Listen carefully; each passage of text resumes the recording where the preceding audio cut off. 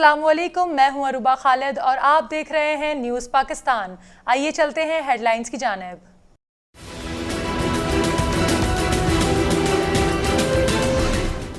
भारत की गीदड़ भभकियों के बाद पाक फ़िज़ाइया ने अगले मोर्चों पर फ़िज़ाई अड्डे मुतहरिक कर दिए।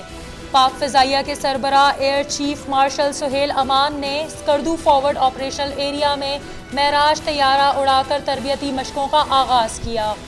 पाक फ़िज़ाइया के सरबराह कहते हैं कि पाक फ़िज़ाइया सरहदों की हिफाजत के लिए हर दम तैयार है। दुश्मन ने जारियत की तो हमारा जवाब उनकी नस्लें याद रखेंगी। क्या के इलेक्ट्रिक लोगों के मरने का इंतजार कर रहा है? गैर एलानिया लोड शेडिंग देखकर खामोश नहीं बैठ सकते।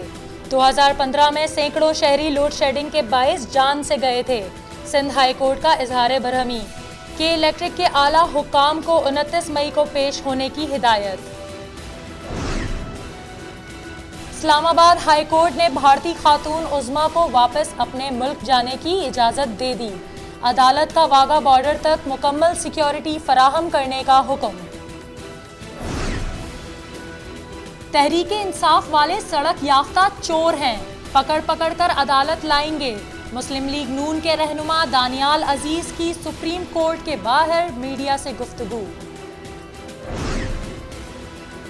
तहरीके इंसाफ के रहनुमाओं के भी भरपूर जवाबी हमले।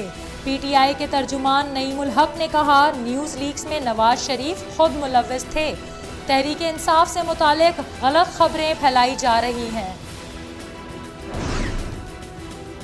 मैनचेस्टर में खुदकुश हमले के बाद मजीद हमलों का खदशा है। वजीर आजम थेरेसा मे ने खबरदार कर दिया। तमाम अहम इमारतों की निगरानी के लिए फौज तैनात करने का फैसला। तहरीके इंसाफ आज कंद कोर्ट में सियासी कुव्वत का मुजाहरा करेगी।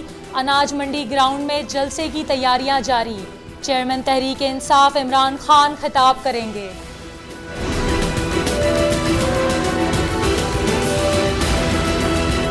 अब तक के लिए इतना ही। मज़ीद खबरों और अपडेट्स के लिए विजिट कीजिए हमारी वेबसाइट और देखते रहिए newspakistan.tv।